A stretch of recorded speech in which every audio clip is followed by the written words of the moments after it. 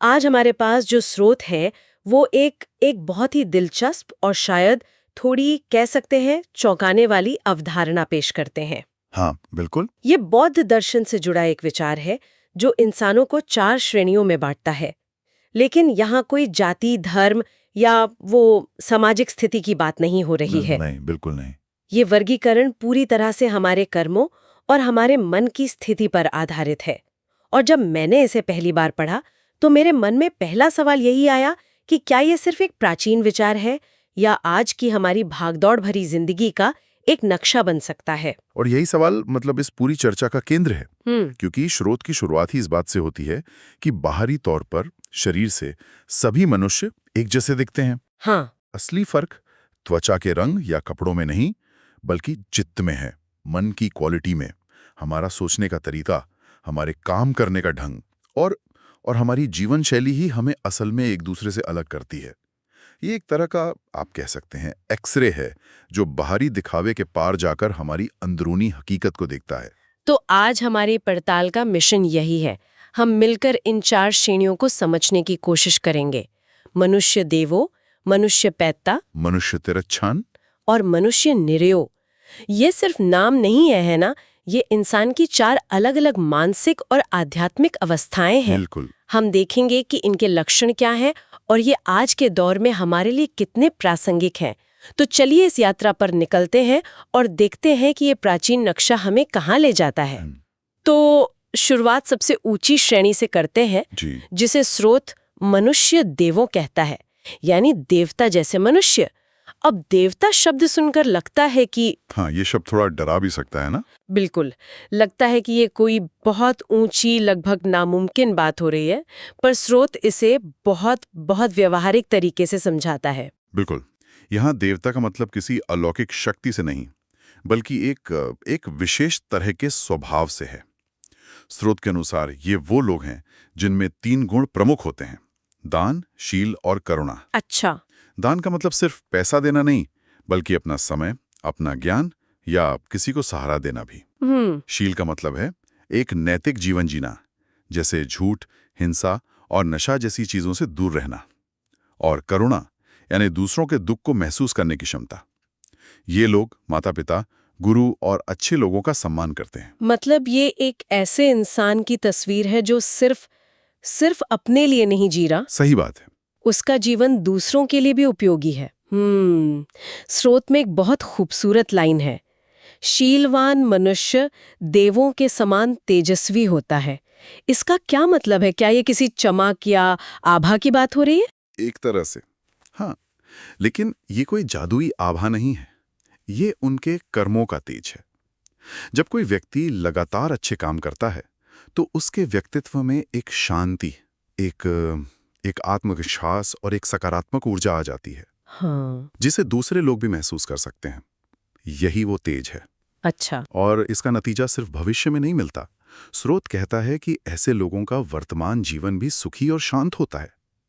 उन्हें मानसिक शांति मिलती है, जो आज के दौर में शायद सबसे बड़ी दौलत है। बिल्कुल। और हाँ, दर्शन के अनुसार मृत्यु के बाद भी उन्हें बेहतर गति मिलती है। ये तो एक आदर्श स्थिति है, एक लक्ष्य जैसा। लेकिन जाहिर है हर कोई इस रास्ते पर नहीं चलता।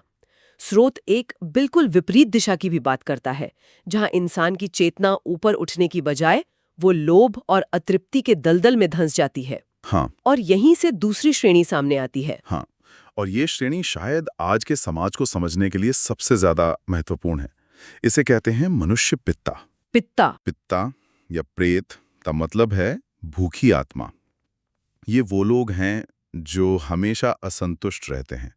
उनका जीवन मतलब सिर्फ एक चीज के इर्द गिर्द घूमता है, और ज्यादा पाना और ज्यादा जमा करना। ये तो सुनने में आज की रैट रेस या हसल कल्चर जैसा लगता है। सोशल मीडिया पर देखिए तो हर कोई यही दिखा रहा है कि उनके पास क्या नया फोन है, कौन सी नई गाड़ी है, कहाँ छुट्टियां मना रहे हैं। बिल्कुल। और उसे देखकर दूसरों के मन में भी वही पाने की इच्छा जागती है। क्या ये वही पित्ता वाली मानसिकता नहीं है? आपने बिल्कुल सही नस पकड़ी है। स्रोत कहता है कि ऐसे लोग बेहद कंजूस होते हैं और दान के विचार से भी नफरत करते हैं। लेकिन यहाँ असली मुद्दा पैसे की कमी का नहीं है, बल्कि मन की गरीबी का है। मन की गरीबी। हाँ, स्रोत में बहुत ही मनोवैज्ञानिक बात कही गई है। पाने के बाद भी दुखी। कल्पना कीजिए, जिस चीज के लिए आप महीनों सालों से मेहनत कर रहे थे वो आपको मिल गई, लेकिन खुशी बस कुछ पल ही रही और फिर खत्म। और अब आपकी नजर अगली, उससे बड़ी चीज पर है। ये एक कभी ना खत्म होने वाली प्यास है। और इसीलिए स्रोत का मुख्य संदेश इतना शक्तिशाली है कि तृष्णा ही पेत तत्व का कारण है। हाँ, मतलब दुख का कारण भौतिक कमी नहीं है, बल्कि असीमित इच्छाएं हैं। ये तो आज की पूरी कंज्यूमर कल्चर पर एक सीधी टिप्पणी है ना? सीधी टिप्पणी है। हमें लगातार यही तो सिखाया जाता है कि हम तब तक अधूरे हैं जब तक हमारे पास वो चीज न हो। बिल्कुल। और इस मानसिकता का फल क्या है? जीवन में लगातार बेचैनी, असुरक्षा और अकेलापन।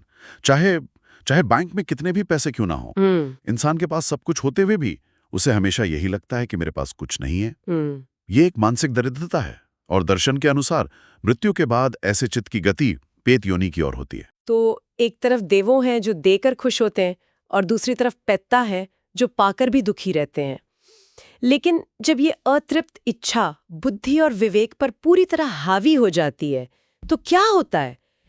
क्या इंसान इससे भी नीचे गिर सकता है? हाँ, स्रोत के अनुसार एक तीसरी अवस्था भी है, जब इंसान का विवेक पूरी तरह सो जाता है। अच्छा। और जीवन का मकसद सिर्फ इंद्रियों को खुश करना रह जाता है।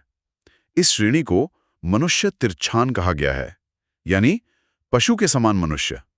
अब यह सुनने में बहुत कठोर लगता है। हाँ, किसी को पशु जैसा कहना तो बहुत अपमानजनक लगेगा। क्या स्रोत का मतलब है कि ये लोग जानवरों की तरह व्यवहार करते हैं? नहीं, इसका मतलब वो नहीं है। ये किसी का अपमान करने के लिए नहीं है। ये एक मानसिक स्थिति का वर्णन है। ठीक है।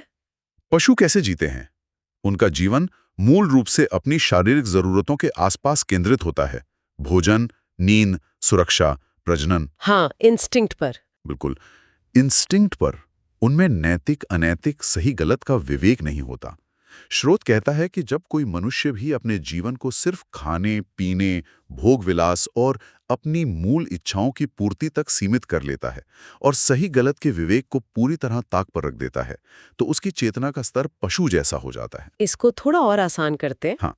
हम सब ने कभी न कभी ऐसा महसूस किया होगा जब दिन भर की थकान के बाद घर आकर बस सोफे पर बैठ जाना है, कुछ सोचना नहीं है और बस घंटों तक कुछ देखते रहना है। हाँ। क्या ये भी वही अवस्था है? ये एक बहुत अच्छा सवाल है। देखिए, क्षणिक थकावट और जीवन की दिशा में फर्क है। स्रोत उस स्थिति की बात कर रहा है जहां ये कुछ ना सोचना और सिर्फ इंद्रियों के पीछे भागना ही पूरी जिंदगी बन जाए। जब जीवन का कोई बड़ा उद्देश्य ना हो, कोई नैतिक सिद्धांत ना हो और इंसान में क्रोध, ईर्ष्या और मूढ़ता यानी अज्ञान हावी हो जाए, तब वो किसी नियम या समाज की परवाह नहीं करता। किसी की परवाह नहीं करता। स्रोत की सीधी टिप्पणी है, अज्ञान में डूबा मनुष्य पशु स्वभाव धारण करता है। मतलब जब ज्ञान और विवेक की रोशनी बुझ जाए तो इंसान सिर्फ अपनी प्रवृत्तियों के सहारे जीने लगता है। बिल्कुल। और इसका परिणाम जाहिर है अच्छा तो नहीं होगा। इसका परिणाम है अधोगति यानी पतन। ऐसे कर्म इंसान को नीचे की ओर ले जाते हैं और बौद्ध दर्शन के अनुसार मृत्यु के बाद पशु योनि में जन्म की संभावना बनती है। अच्छा। क्योंकि जीवन भर उसने वैसी ही चेतना को, कह सकते हैं, विकसित किया है। तो हमने देखा कि कैसे करुणा हमें देवो बना सकती है, लोभ हमें पैत्ता बना सकता है और अज्ञान तिरछान। लेकिन स्रोत एक चौथी और सबसे भयावह अवस्था की भी बात करता है। हाँ, एक ऐसी जगह जहां इंसान न सिर्फ खुद गिरता है बल्कि दूसरों को भी अपने साथ नीचे खींचता है, उन्हें तकलीफ पहुंचाता है। और ये सबसे गंभीर श्रेणी है, मनुष्य निर्योग यानी नरक के समान मनुष्य। जैसा कि नाम से ही जाहिर है, ये इंसान की सबसे नकारात्मक और विनाशकारी अवस्था है। जब मैंने स्रोत में इसके बारे में पहली बार पढ़ा तो मैं सच में हिल गई थी। ये विचार के इंसान अंदर से नरक में जी सकता है जबकि बाहर से वो शायद बहुत शक्तिशाली, सबल या सामान्य दिखे। ये बहुत डरावना है। बहुत। इसके लक्षण क्या बताए गए हैं? लक्षण बहुत साफ और कठोर हैं। हिंसा, क्रूरता और हत्या जैसे कामों में शामिल होना। ये वो लोग हैं जो दूसरों को पीड़ा देकर आनंद महसूस करते हैं। आनंद? हाँ, आनंद। वे झूठ, छल और अत्याचार को अपना हथियार बनाते हैं। लेकिन सबसे भयानक बात यह है कि उनकी संवेदनशीलता मर चुकी होती है। उन्हें अपने किए पर कोई पछतावा या करुणा महसूस नहीं होती। उनकी नजर में दूसरे लोग या तो इस्तेमाल करने की चीज हैं या रास्ते का कांटा। ये तो एक साइकोपैथ या सोशियोपैथ की मनोवैज्ञानिक प्रोफाइल जैसा लगता है। क्या स्रोत सिर्फ उन लोगों की बात कर रहा है जो बड़े अपराधी हैं, या ये एक आम इंसान में भी हो सकता है? ये किसी में भी हो सकता है। ये क्रूरता के स्तर की बात है। लेकिन इस श्रेणी का सबसे मार्मिक और गहरा पहलू वो मृत्यु के बाद के जीवन से नहीं जुड़ा है। अच्छा। स्रोत एक ऐसी बात कहता है जो रोंगटे खड़े कर देती है। क्रूर चित्त वाला मनुष्य जीवित नरक में रहता है। मतलब ये सिर्फ मरने के बाद की सजा नहीं है? नहीं, ये एक साइकोलॉजिकल स्टेट है जो इंसान इसी जीवन में अनुभव करता है। हाँ, और यही इस विचार की सबसे गहरी बात है। कल्पना कीजिए उस मन की जो 24 घंटे नफरत, शक, डर और बदले की आग में जल रहा हो। उफ। बाहर से शायद वो व्यक्ति दूसरों को डराता हो, उन पर हुकूमत करता हो, पर अंदर से वो खुद अपनी बनाई हुई जेल में कैद है। सही बात है। उसे कभी सच्ची शांति या सच्चा भरोसा नसीब नहीं होता। यही जीवित नरक है।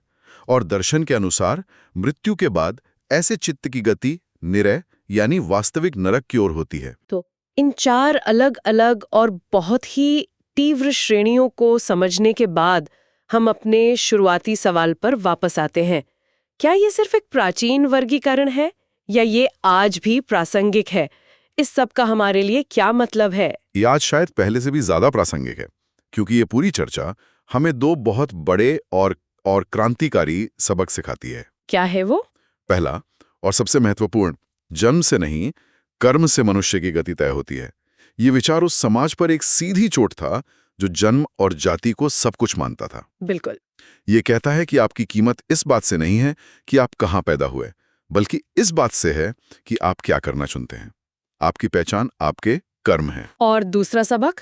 दूसरा सबक पहले से ही जुड़ा है और हमारे भविष्य की चाबी हमारे हाथ में देता है। वो है वर्तमान जीवन के कर्म ही भविष्य की गति निर्माण करते हैं। इसका मतलब है कि हमारा भविष्य कोई पहले से लिखी हुई कहानी नहीं है जिसे हम बदल नहीं सकते। अच्छा। हम अपने हर विचार, हर शब्द और हर काम से अपने आने वाले कल को गढ़ रहे हैं। तो शक्ति हमारे अपने हाथों में है। बिल्कुल, शक्ति हमारे अपने हाथों में है। हम चुन सकते हैं कि हमें किस दिशा में जाना है। बिल्कुल। और इसीलिए शायद स्रोत आखिर में कोई जटिल फलसफा नहीं बताता, बल्कि एक बहुत ही सीधी सादी सलाह देता है जो इस पूरी चर्चा का निचोड़ है। हाँ, वो सलाह है, इसलिए अपने काया, वाचा और मन के कर्मों को हमेशा ही कुशल करें। इसे आज की भाषा में कहें तो हम जो करते हैं काया, जो बोलते हैं वाचा और जो सोचते हैं मन, बस उस पर ध्यान दें, उसके प्रति जागरूक रहें और उसे बेहतर बनाने की कोशिश करें। सब कुछ वहीं से शुरू होता है। तो यह सिर्फ एक वर्गीकरण नहीं, बल्कि आत्म सुधार के लिए एक प्रैक्टिकल गाइड है। बिल्कुल, एक प्रैक्टिकल गाइड। आज हमने मनुष्य की इन 4 आध्यात्मिक अवस्थाओं पर एक गहरी नजर डाली। ये बिल्कुल साफ है कि यह दर्शन बाहरी पहचान, पैसा, पद, परिवार से कहीं ज्यादा हमारी भीतरी दुनिया और हमारे कर्मों को महत्व देता है। और इस चर्चा को समाप्त करते हुए ये याद रखना बहुत जरूरी है कि ये कोई स्थिर लेबलिंग सिस्टम नहीं है। सही बात है। इसका मकसद किसी पर पशु या देव का ठप्पा लगाना नहीं है, बल्कि ये एक आईना है जो हमें दिखाता है कि हम अपने जीवन की गाड़ी को किस दिशा में ले जा रहे हैं। हाँ। ये हमें अपने इरादों और अपने कामों के प्रति जागरूक होने का एक मौका देता है। और ये मुझे एक बहुत ही दिलचस्प सवाल पर लाकर छोड़ देता है। अगर हमारी श्रेणी हमारे वर्तमान कर्मों और मन की स्थिति से तय होती है, तो क्या इसका मतलब है कि हम एक ही जीवन काल में इन श्रेणियों के बीच सफर कर सकते हैं? क्या कोई निरियो जैसी क्रूर मानसिकता वाला इंसान पश्चाताप और मेहनत से देवो बनने का रास्ता तय कर सकता है? बहुत अच्छा सवाल है। और वो बदलाव, वो अंदरूनी सफर कैसा दिखता होगा? इस पर सोचिएगा जरूर।